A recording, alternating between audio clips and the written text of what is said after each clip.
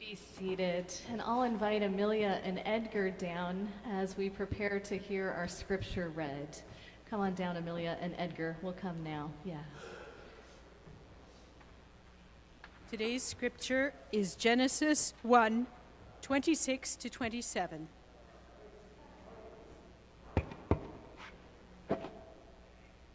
Today's scripture is Genesis 1, verses 26 to 27. Then God said, "Let us make humankind in our image, according to our likeness, and let them have dominion over the fish of the sea, and over the birds of the air, and over the cattle, and over all the wild animals of the earth, and over every creeping thing that creeps upon the earth." So God created humankind in his image. In the image of God, he created them. So ends the reading. Well, this morning we have a little different format than we normally use, but we thought it appropriate on this day and as entering into tomorrow's of Transgender Day of Remembrance, that we would have a conversation and hear from one expert who is working with the trans community. I used the word expert. Maybe that wasn't the right idea. Like expert in my own lived experience. In your own, yes, there you go. Yes, in her own experience. But to give us some, just a conversation about how we as a community of faith might support the trans community in more tangible ways. And so we're hoping for this to be a time of learning, a time of listening. So much in our history as Christians, we don't listen very well. And so we're hoping that this space can be one of those, a start and a continuation of important conversations to have. And so we're so pleased to welcome Amelia into our space this morning. And also Edgar, our affirming coordinator here at Knox. And so I'm hoping maybe both of you could just introduce yourselves and tell us a little bit about what brings you to this space today. Edgar's going first. Well, I'm the host here. Thank you. Good morning, everyone. My name is Edgar. I am from Peru. I lived here 10 years. I'm part of the coordination with affirming group in these days at Knox. I think the most important, like last week I said, if you feel safe and welcome here, everybody. Thank you. Hi, if there's apprehension, like around me, it's just like, I don't know, like poor little Jewish girl who doesn't know how to act in church. So I'm just trying to like figure it out as I go along. So yeah, my name is Amelia. I use the pronouns she and her. I am kind of first generation born member of my family here on Treaty 7 territory. My family came from the unceded Palestinian lands, and I really just want to take a moment and just sort of recognize it in that spirit and in the spirit of kind of acknowledging the land we're on, really just how interconnected that that process of colonization affected, I think, all of us as human beings, and the profound effect that it had on really sexual and gender diversity. And, a lot of the barriers that our community are facing are a direct result of those sorts of barriers. So I think it's important that when we have this conversation and conversations like it, that we think about, like, maybe, today we're talking about kind of one head, but this is a beast, and doing work around being affirming and supporting equity-seeking groups is about kind of going into battle with a beast that has many heads. And so while we might be talking about one, I just encourage people to keep that in mind. it's so layered and intersects in so many different ways, and knowing that it isn't just a one person thing or a one community thing, but covers so many layers, as you said. Yes. Yeah, thanks for that. You know, it's interesting that the scripture that we hear today, as I've been studying theology over the last 4 years at seminary, we dive in Genesis, we have this story of the creation of man and woman, but when you actually read into the Hebrew, the Adam was a dual gender, plural being of both genders, and then God separated at the side, which if many of you were here the other week when Yolanda, our Hebrew Bible scholar, spoke about this, God's original intention was not necessarily for there to be man and woman. So God created all of us, and there's a spectrum of identity and being.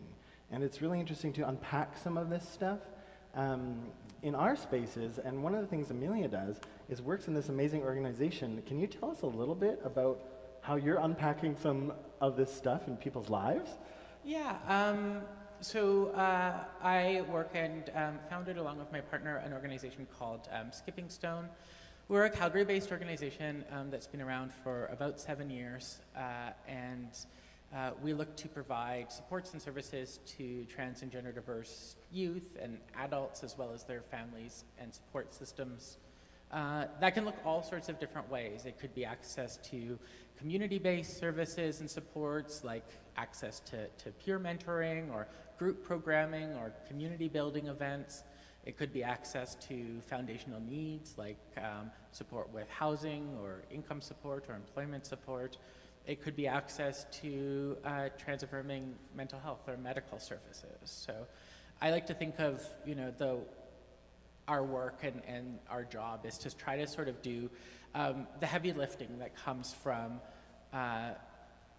trans folks not really having a lot of this world set up to accommodate us. So try to take that heavy lifting off of those individuals and those families so they can really focus on thriving. Thank you. And I know that Edgar also wished to speak a little bit about, we're talking about Calgary and sort of our community, but also more of a broader experience throughout the world. Well, yeah. Well, I'm from other part of the world in South America, and I lived here 10 years, and I learned many things about what the situation is. Skipping Stone, one of the organizations who help a lot of people who are in the transgender experience life, and but I think Canadians, they don't know too much about what happened in the world with respect to the transgender people. I would say right here I try to write some terrible statistic about people in South America, about the transgender people. In Latin America, the average life expectancy is 35 years old for trans persons. It's the half average age for people who live in Latin America. The trans community have little or no access to education, health, and employment, and they are frequently victims of hate crimes. This is the first cause of mortality in trans people in Latin America is HIV, and the second cause of mortality is hate crimes. 9 out of 10 trans people need to prostitute to themselves to survive. 90% of trans people report being discriminated against by health services. 5% of adolescents are kicked out of their homes by their parents, and 60% of them never finish the formal education. In Mexico, this year, in the first trimester, 45 trans people were killed. In Brazil, trans people of color suffer more discrimination. From the period to 2008 to 2021 in Brazil accounted more than 1,700 people dead, for trans people dead by hate crimes.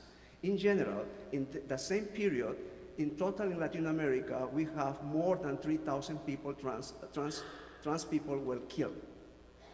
So, about changing gender identity is another big problem in Latin America region. Currently, many countries have law allowing changing gender identity, but these are very complicated, very slow processes.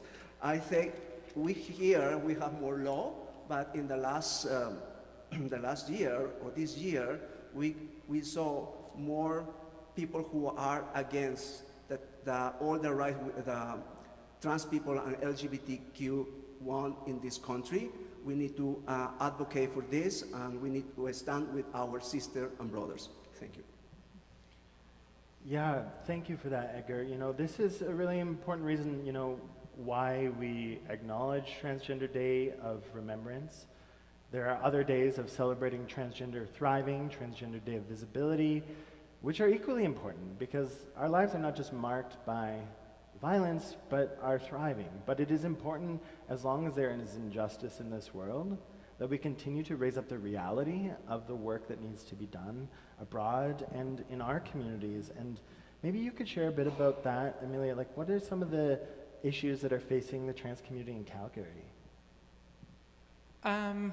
Yeah, I think, you know, honestly, I think it's a really challenging time for our community, and we've certainly seen, you know, this year, but this year maybe has shown, has spotlighted things a bit more, but I think we have seen for, you know, many, many years, certainly as long as, you know, I've been out and started my transition for 15 years, and certainly as long as I've been out, and certainly a long time before that.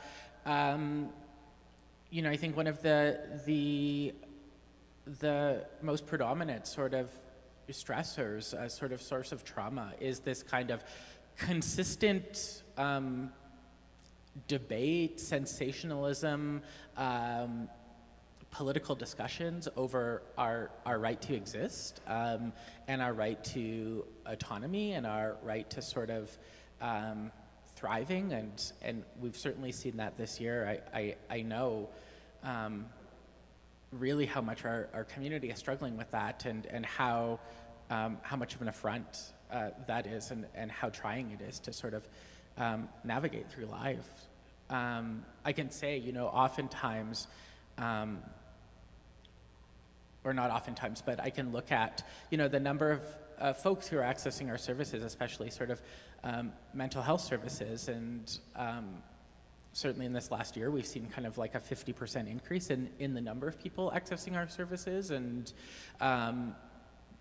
you know, before this past year, folks probably stayed with us typically for about 6 months, or 4 to 6 months, accessing those sorts of individual services, and in the past year, that number has risen to sort of, you know, 6 to 9 months. And so we're certainly seeing people come in, experiencing more trauma, experiencing, you know, significantly more sort of mental health challenges. I think experiencing certainly kind of more just sort of threats to their well-being. You know, in the last year here in Canada, we've seen more instances of transphobic violence than have ever been recorded. And so, yes, absolutely, there's amazing progress and amazing things to sort of be proud of, but you know, things are, you know, particularly challenging right now. And I'm proud of our community, and I'm proud of how we've navigated things as a community, and shown kind of incredible resilience. But I think it's important to sort of take a step back and think about that word kind of resilience. And I think often when we use it and we talk about communities or individuals being incredibly resilient, we use it as exclusively kind of a positive thing. And I just think, you know, I'm all about sort of navigating dichotomies, and I think absolutely resilience is a positive thing. But we also have to think that, you know, the need for our community to constantly be resilient is also a harmful factor. It's also kind of a negative thing, right? Like, yes, navigating through adversity, that part of resiliency, having that is amazing and incredible, and is a light but having to have that because your well-being and your livelihood is consistently threatened is not unconditionally good. And so, like so many things, I think we have to hold the balance and awareness of those two things together. And work to get rid of those things that are causing the adversity to begin with. Yes. I'm wondering, when we hear these, statistics that are numbers, but they are real lives of real people, and real hurt in our communities, what is a way that we as a faith community can help and step into that, or work for a better community for everybody? I think there's a really important role and a really special role that faith communities can provide in that. And again, it's kind of holding, I think the reality is kind of holding two truths. And one of the big kind of responsibilities that faith communities have is really recognizing and holding space for the fact that queer and trans folks have long been done harm and had trauma, and harm not only kind of emotionally, psychologically, but also physically caused by communities of faith. And just to recognize that and hold that space, and do that work to begin to build those bridges, rebuild that trust, rebuild that sense of connection, is huge. And I know, are those things absolutely true, that we need to rebuild those connections? Absolutely. That's a truth. Is it also a truth that, it's not fair to ask you folks who might not have been directly responsible for the harm that's been caused to do that work to heal? Yes, that is absolutely true as well. But in kind of navigating that middle road, we need to ask you to do it anyways, because there are not enough people, and there's not enough kind of support that exists for our communities. And so I know a lot of people, and I'll speak for myself. I know, certainly when I came out, I was part of quite an Orthodox Jewish community, and was told to never return to my synagogue, and that the reality for so many trans folks of having that sense of connection, not only spiritually but to community, kind of torn away, fundamentally kind of changes us and deprives us of something that I think we need to thrive and to contribute to our well-being. And so the ability that each one of you folks have to be able to reach out and to rebuild those connections can be immensely, immensely powerful. And maybe it is just sitting with people, and maybe we can't fix everything overnight, and that's okay. I always say, just having the conversation about those things is so important, and oftentimes we avoid having those conversations because we want to shield people from the truth, from hurt. But I really encourage folks, lean into those conversations. Don't worry about sharing messages that maybe talk about how the world or certain spaces aren't set up to accommodate trans folks. Trans folks are you don't have to worry about telling us how crappy the world is for trans folks. We're super aware of how crappy the world is for trans folks. But we might not be aware that there's somebody who's willing to walk with us through that. And I think especially for our trans youth, 8 out of 10 trans youth in Alberta say they don't have a single adult that they can talk to about their gender identity.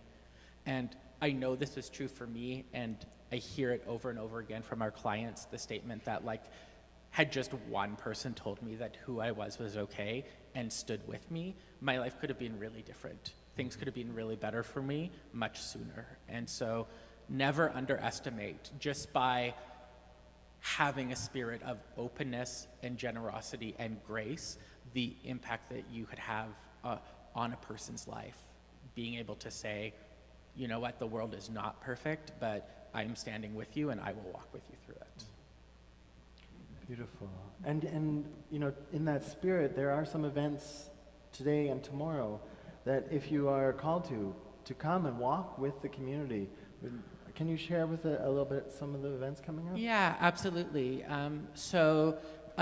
We always in moments like this, I feel, or when the date falls like this and Trans Day of Remembrance falls in the middle of the week, there's always a couple of different options. We try to create options, I think, as a community that supports people being able to access them on the weekends as well, because certain folks have more capacity on the weekends.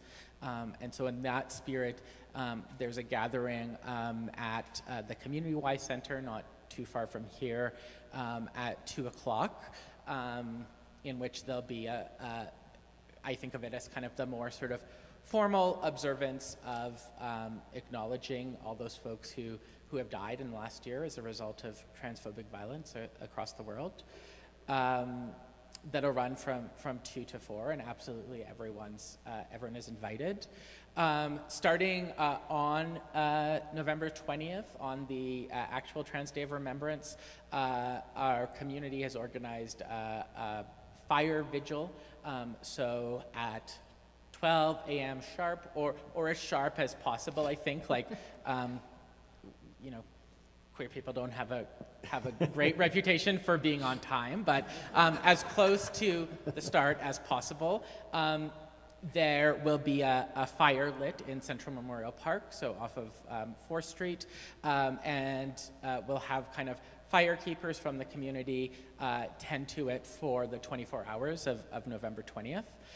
So that's an opportunity, I think, that if folks just want to come and sit by the fire and either share with the community or have moments of kind of private reflection, that everyone's invited to do that. There'll also be kind of formal remarks as well at 6 p.m. At that same location. So there's a couple of offerings for folks who might want to come out and show their support. But I'd also encourage folks, maybe that doesn't totally feel comfortable. Maybe we aren't totally there. And I think wherever we are, you know, is perfect. And I think it's important for us to honor, you know, where we are in kind of our journeys of learning and of connections with community. And so if you're not, I'd like encourage people to, you know, maybe take 5 or 10 minutes and just, you know, go online and maybe learn a bit about the history of this day or the history of the sort of trans community. And doing that in a situation or in a place that's, you know, a bit more private, maybe a bit more comfortable to you, is equally as important and is equally as cherished as, you know, doing something that's really present and really visible. I think we all kind of meet needing to kind of connect with community, needing to celebrate it in different ways. So I encourage folks to reflect on, you know, whatever way would feel good to you, whatever way would feel appropriate to you. I just encourage you to take a few moments out of your day and do so.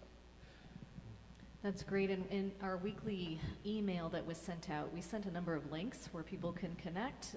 The Calgary Library has good resources that we linked up with, and also want to make sure that people know that your organization, Skipping Stone, is it skippingstone.ca? Yeah. One Stone, S-K-I-P-P-I-N-G-S-T-O-N-E.ca. .ca for additional resources as well.